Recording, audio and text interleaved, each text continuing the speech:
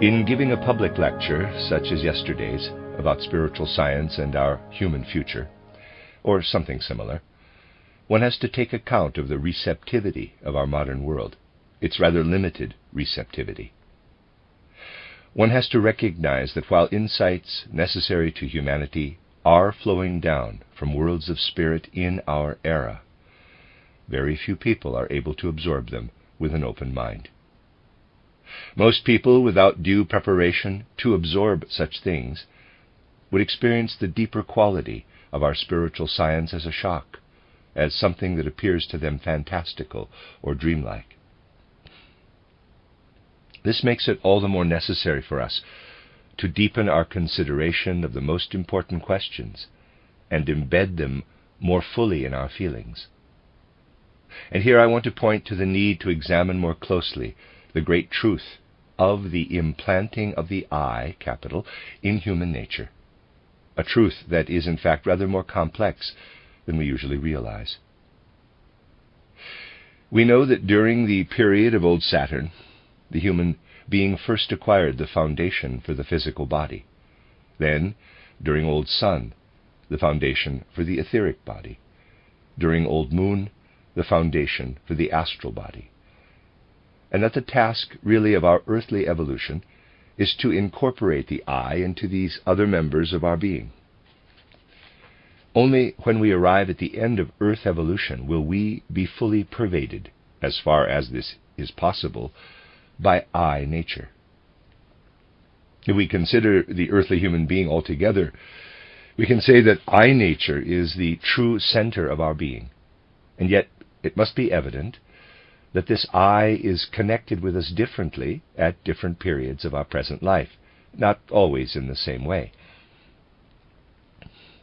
And in general, we must recognize that we do not as yet grasp the different sheaths of our being, if we know only that we are constituted of physical, etheric, and astral bodies and the I. Let us now consider how these aspects of our being can be interrelated, both in the different eras of human evolution and in a single human life. Let us first look at the child. As we know, children learn to say I relatively late. This is deeply significant, even if modern psychologists who think they practice a science fail to understand what it means that a child comes relatively late to the thought, the inner experience of the I. In early infancy, indeed until about 3 or 3.5, though children may sometimes babble the word I in imitation, they do not as yet have a real experience of the I. There is a book titled The Soul of the Child by Heinrich Lotsky, in which you will find the curious statement that a child learns to think before learning to speak. This is nonsense. The child learns to think through speaking. Those seeking spiritual scientific knowledge must be wary of accepting the statements of supposed science today. Children only learn to live fully in the I and to have knowledge of it around 3 or so. And something else is connected with this, namely that in ordinary awareness, thus not in higher clairvoyant consciousness, we can only remember back to a specific point in our life, and never before that. If you think back over your own life, you will see that memory halts at some point and does not reach back to birth. Sometimes people confuse things that have been told with their own experiences, but the thread of memory starts roughly from the point when the experience of the I first appears, and our dimmest memories reach back to this time. Now let us ask this. If the I experience was not present in our first 3 years, does this mean the I itself did not live in us in infancy? In fact, we have to distinguish whether we always know about what exists within us, or whether it can be there without our knowledge. The I is present in the child, but unknowingly, just as we are connected to the I when we're asleep, but know nothing of it. The fact that we know about something is not decisive for its being there. We have to say that the I is present, but is not conscious in the child. How is the I at work? Well, that is quite distinctive. If you were to study the physical human brain, you would find that after birth it looks relatively imperfect compared to its later form. Some of its fine convolutions are elaborated later, are sculpted and configured in subsequent years. It is the I that does this in us. And because it has this task, it cannot come to conscious awareness in us. It must elaborate the brain and reconfigure it in finer form so that it can later think. The I is hard at work in these early years. Once the I has become conscious, we would ask in vain how it has done this, how it shaped and configured the brain. You will admit that in our whole life from birth to death, the I does not come to conscious awareness of how it has shaped the brain. And yet we can still ask this question, and the answer we receive is that in this activity, the I is guided by the beings of the higher hierarchies. If we have a child before us and look at this child with clairvoyant perception, the I is certainly present as I aura. But from this I aura, currents pass to the higher hierarchies, to the angels, archangels, and so forth. And the powers of the hierarchies stream in. The popular idea that children are protected by their angel is in fact a very real truth. Later, this closer union ceases. The I experiences itself, then more in the nerves, and can become conscious of itself. A sort of narrowing and closing off occurs. Thus, in the child we find a sort of, quote, telephone connection, close quote, in that the I extends into the divine spiritual hierarchies. We have to pay serious heed to spiritual scientific assertions. I once said that the wisest person can learn a great deal from children. This is because they do not need to confine their gaze to the child, but can extend their vision on into the world of spirit. For the child has this, in quotes, phone connection to the spiritual world, which is later ruptured. Thus, in the first 3 years, we have a quite different being before us than we do later on. We have the I of infancy that works sculpturally under the guidance of beings of the higher hierarchies to elaborate the human instruments of thinking.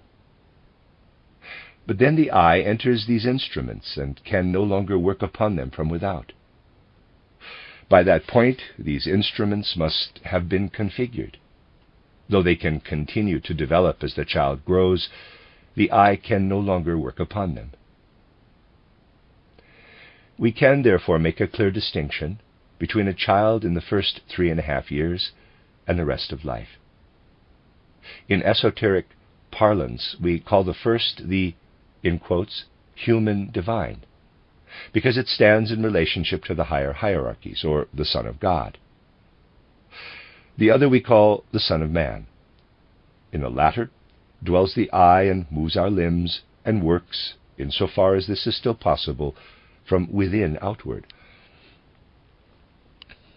Thus we have to distinguish between the Son of God and the Son of Man. In other words, we have to conceive of a gulf separating the Son of God and the Son of Man. The Son of God, who is primarily active up to the age of 3.5, contains all enlivening powers, spurring us on to pour ever more and more life forces into our organism. These forces also contain something upbuilding, healing, enlivening, by contrast to the being we later are. If at a later stage of life we wish not only to have a human nature dependent on the senses and the instruments of the physical body, through which we relate and connect to our surroundings, but also seek to extend ourselves upward into the world of spirit, then we have to try to awaken something of these powers in us voluntarily. We have to appeal to the forces that live in us in earliest infancy, except that we now waken them consciously, whereas the child unconsciously invokes them. We can see, therefore, that in this respect we possess a dual nature. What appears in these powers of the first 3.5 years? Working under the guidance of the higher hierarchies, something comes to expression that works over from former incarnations. You can easily confirm this by studying the human skull, which contains different ridges and depressions depending on the individual. No skull is identical with another, and so you can't have a generally applicable phrenology either. The powers at work in the human skull come from former incarnations, and cease to have any momentum after these 3.5 years have elapsed.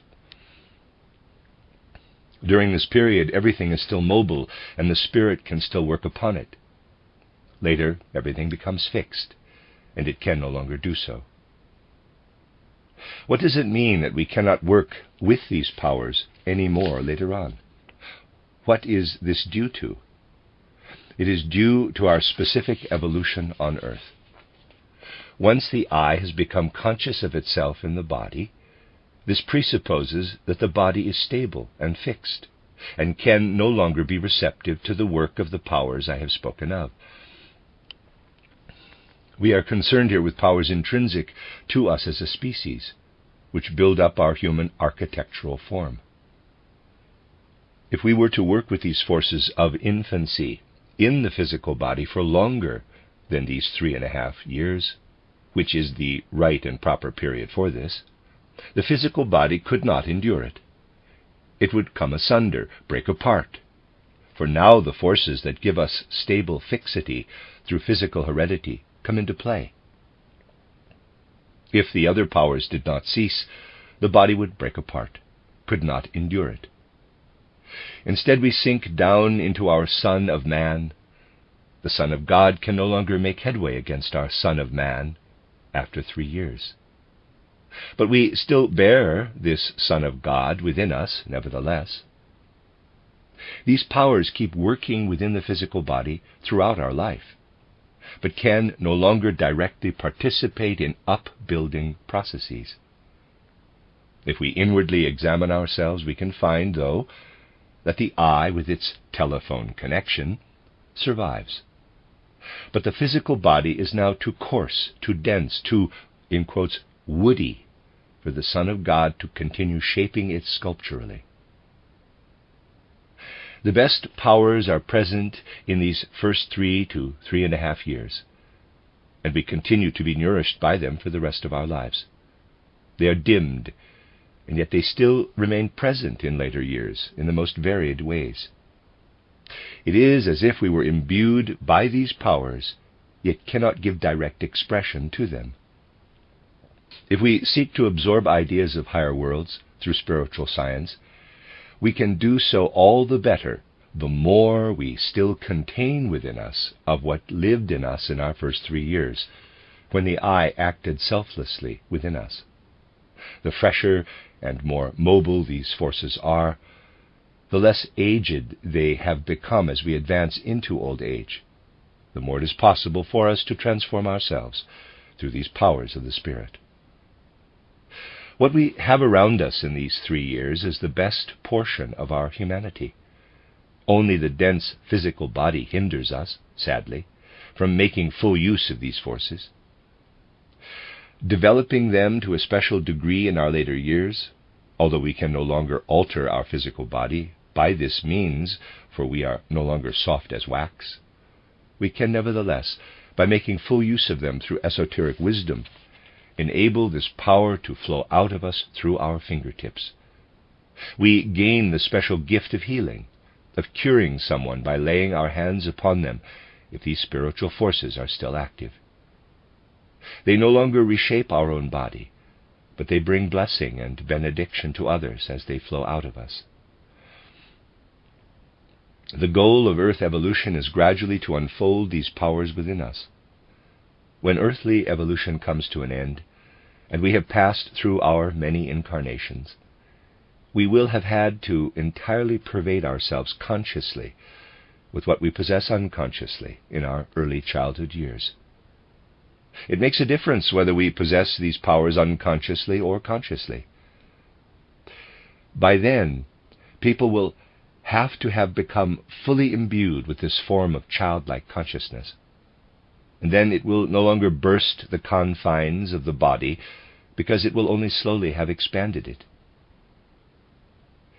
In world evolution, an archetypal prefiguring was needed for this influx of the power of infancy into humanity.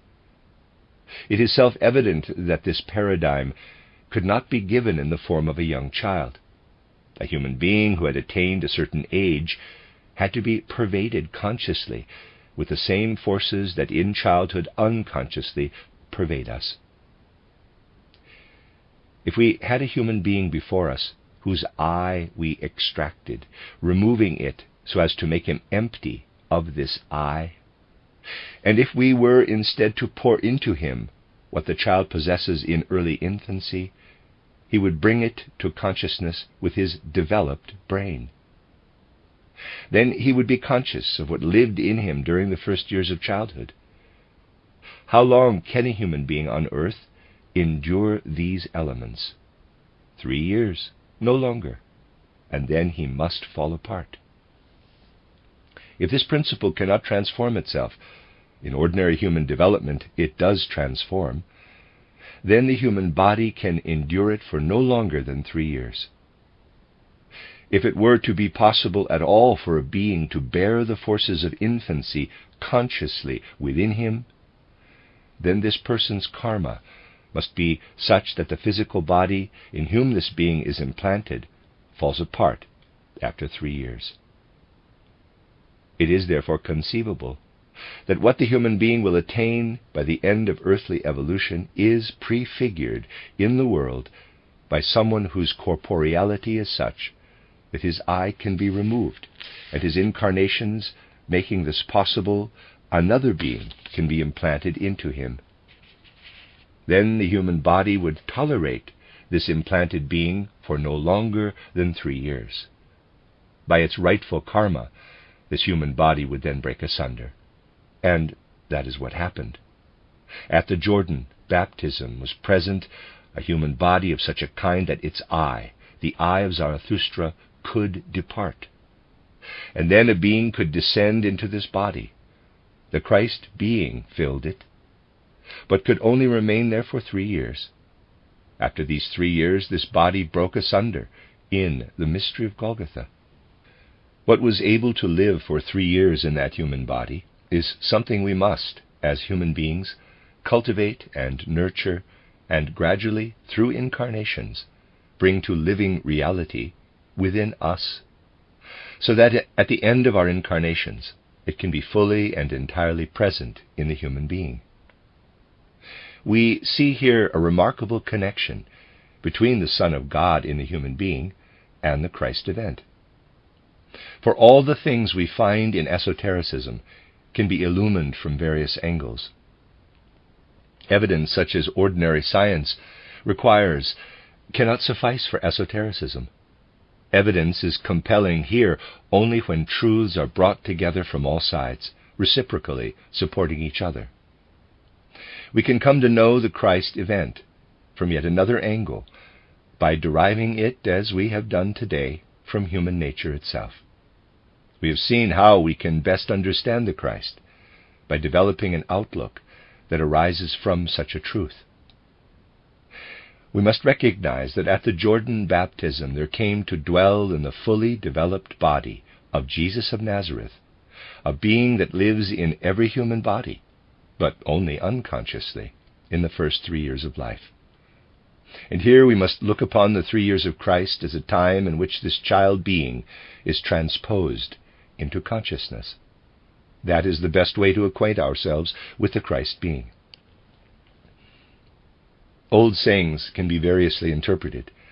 One such is that, quote, "Unless ye become as little children, ye will in no way enter the kingdom of heaven," close quote.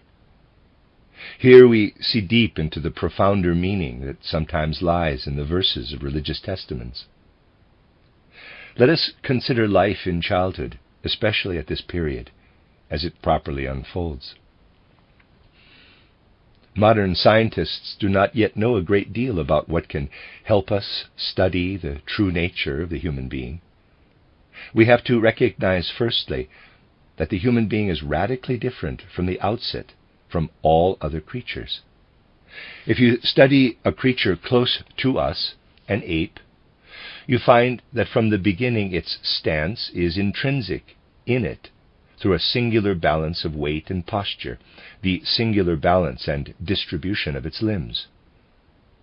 To begin with, a person cannot walk at all, but must first develop and achieve this distribution of balance and posture. Through the work of our eye, we have to bring our limbs into a position in which we can remain upright and walk. In these early years of childhood, therefore, this eye not only has to work at modeling and configuring the brain, but also at achieving balance and stability that is not naturally given us as it is to animals.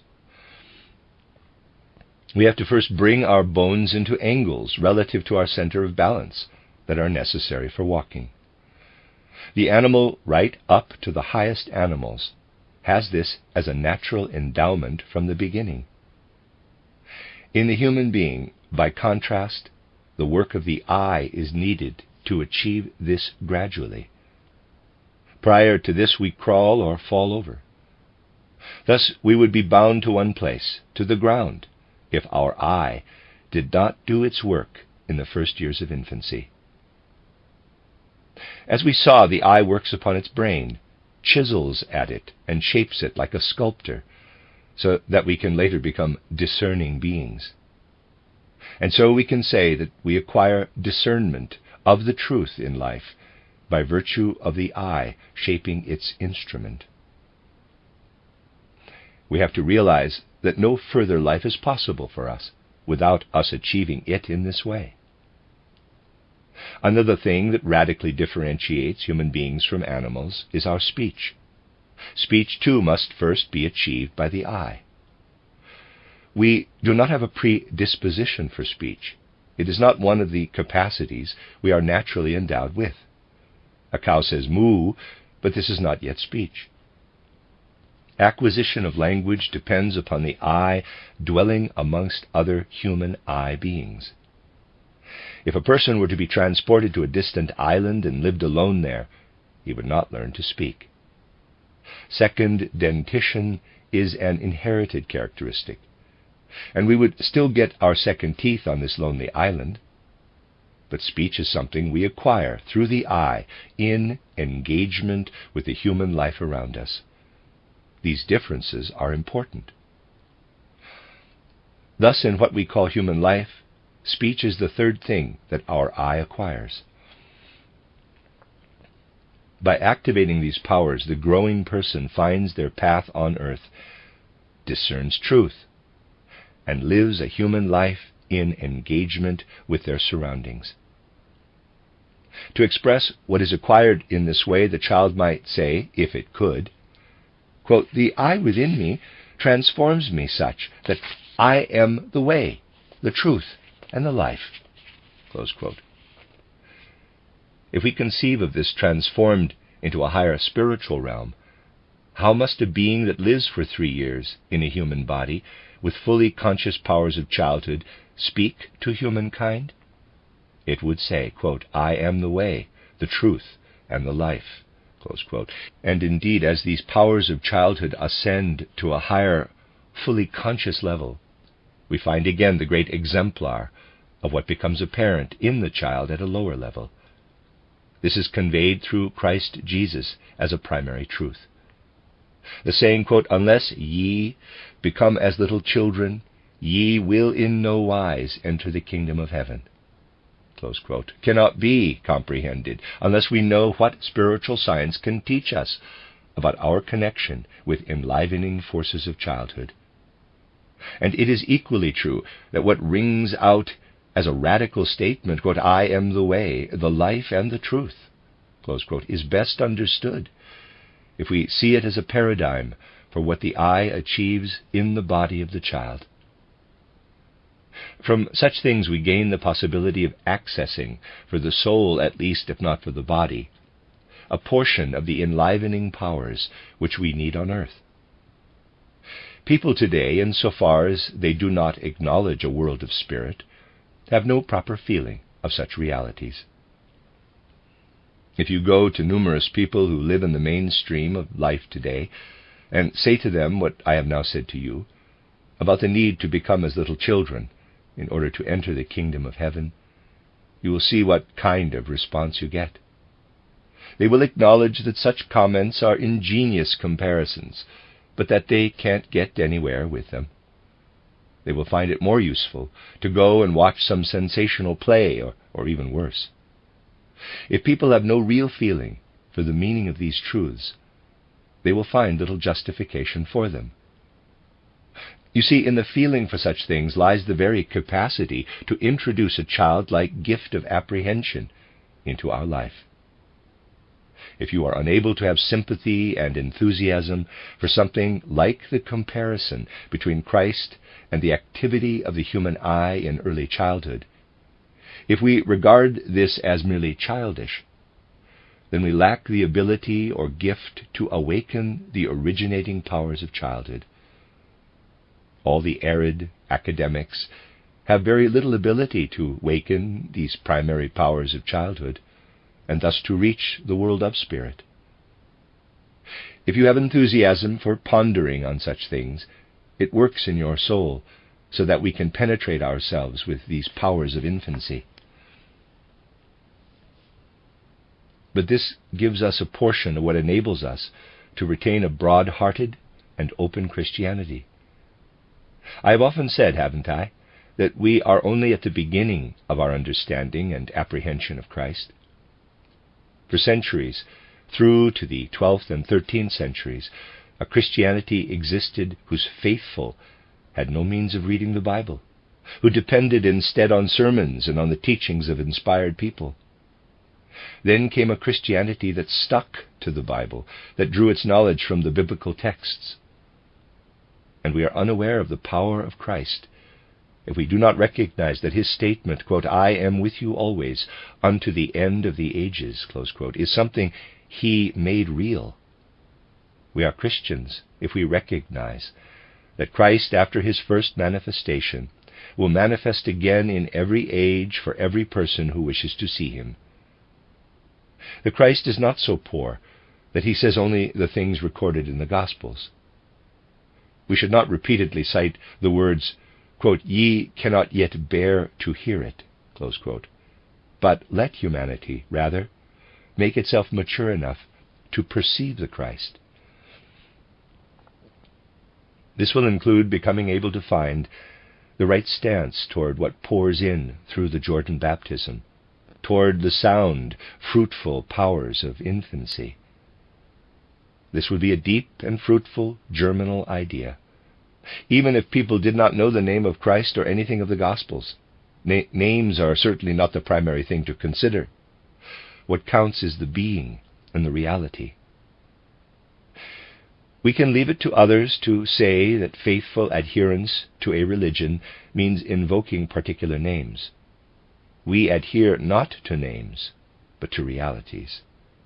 And we do so, for instance, by discerning the powers at work in early childhood that once descended upon the body of Jesus of Nazareth.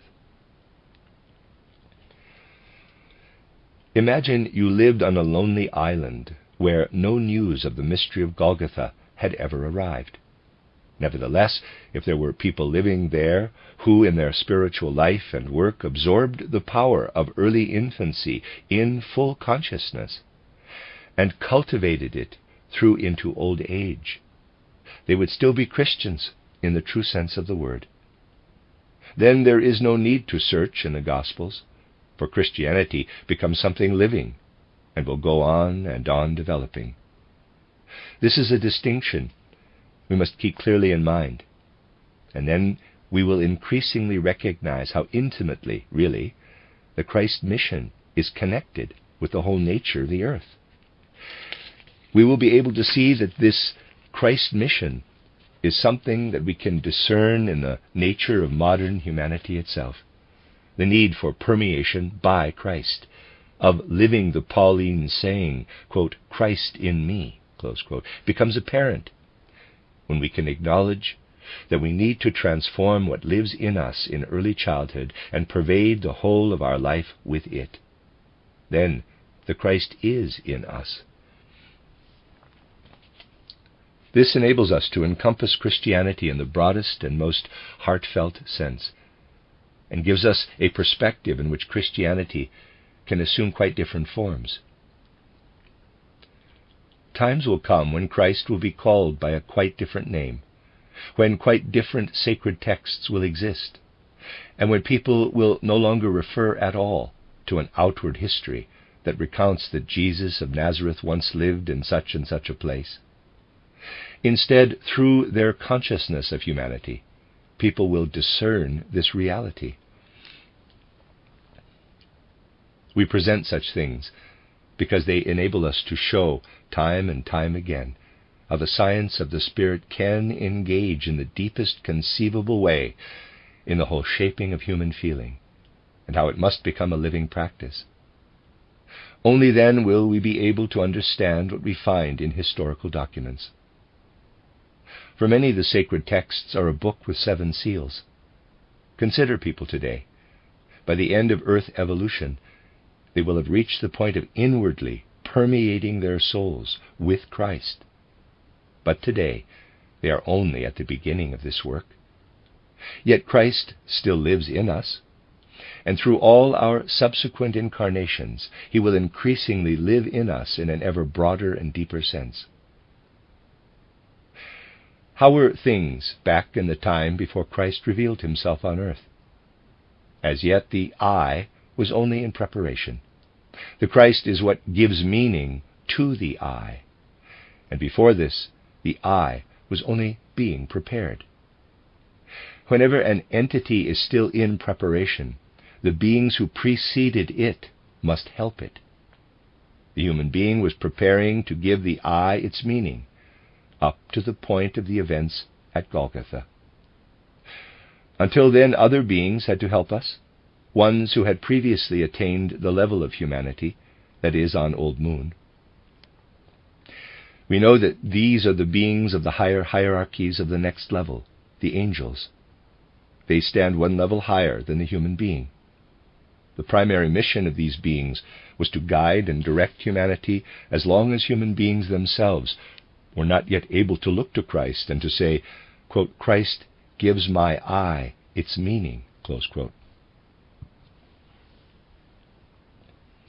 For this reason, human beings were not able to guide themselves toward Christ, but had to be guided by beings who are their elder brothers.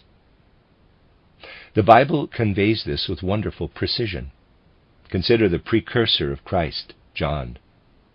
If he is really to be the precursor, he cannot be the figure of which outward history tells, for he does not yet possess the I in the sense I have described. Therefore, we cannot say that Christ's precursor, John the Baptist, preceded him. Remarkably, the Gospel of St. Mark begins with these words of the prophet, quote, I will send my angel before you, who will prepare the way, close quote. In other words, we must take note of something acknowledged in the abstract in theological circles, but ignored in its actual reality. The outer world is initially Maya, illusion.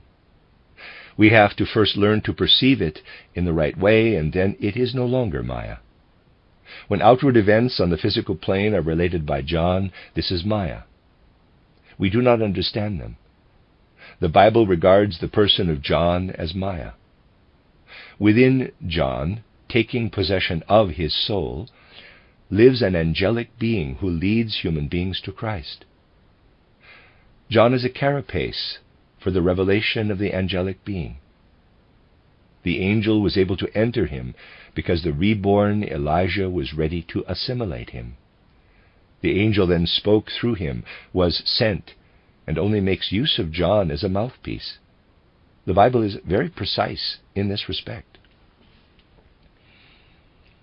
And so we can say that humankind could only be led toward the I by virtue of the fact that those beings who had completed their humanity stage on Old Moon became the guides of earthly human beings in the pre-Christian period.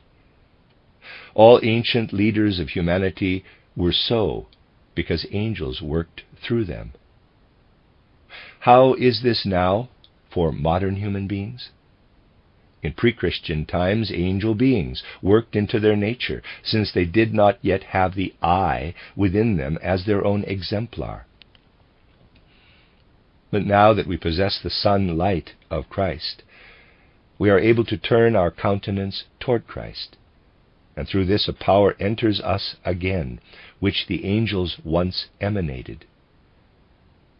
In the same way that we once received the angels, we must now receive the Christ through devotion to the Christ being. In his day, John said, "Not I, but the angel in me has been sent as a messenger, and uses me as an instrument to prepare the path." And in the same way, today we must say, like Paul, "Not I, but Christ in me." We must learn to understand the Christ in terms that spiritual science teaches. We need not hold back in stating what, for instance, I said today about the first 3 years of childhood. We Christianize ourselves by emphasizing how infancy sheds its sun-like glow over the whole of our life, whereas modern science causes people to grow old prematurely. They fail to imbue themselves with the sun powers of infancy, instead rendering the brain and other aspects of their being desiccated. Among other truths, therefore, let us take up the idea of being able to discern the true nature of Christianity without relying on written documents, reflecting only upon the nature of the human being instead. Rather than seeing spiritual science in terms of theoretical categories, and citing the fact, say, that we consist of 4 members, the physical, etheric, astral bodies, and the I, we can try to see how these different aspects are connected within us, and will then discern how the I of infancy bears an affinity to another being. We will discern that this I is, as it were, like a sheath, and after 3 years entirely shifts its role in relation to the other members, the rest of our human nature. This insight acquires its proper value when it becomes an actual power in us, and when we say this: we must pass through many incarnations on earth in future. We know that we can develop what is within us to an ever greater and broader degree, and bring it to ever greater awareness. We know that we can entirely pour out the higher human being, the Son of God in us, upon the Son of Man, and thereby continue to ascend and advance from incarnation to incarnation until the earth arrives at its goal. At that point, the earth will become a corpse, just as each single person becomes a corpse. Just as each person's corpse returns to the earth while the soul rises to the world of spirit, so it will be with the whole earth. If we regard the whole earth as the body of all humanity, we can say that the earth will die and become a corpse, will dissolve into the matter of the universe, will be pulverized so that its substance can be used anew. But the human being will rise into worlds of spirit so as to pass on into the next planetary stage. And we must keep in mind that these words are not abstract ones. It is strange, isn't it, that there are people who think that our earth, with the sun and the other planets, originated in a great fog soup and nothing more, and that from it emerged the sun, the earth, and through confluence and amalgamation of matter, the human being arose, and that our human evolution will simply continue and eventually come to an end in the grave of earth. The whole thing a meaningless episode. The future history of culture will find it very hard to understand this morbid fantasy. To understand how human imagination could ever have become so morbid as to seriously accept this idea. To formulate the Kant-Laplace theory is tantamount to explaining humankind in terms only of the dust into which we return at cremation. Such a science is deadly. It does not enliven the living power in our soul. Spiritual science seeks to enliven this power, to develop it within us to ever higher forms, and enable us to see ourselves as more than a configuration of dust. It enables us to develop toward a new planetary existence.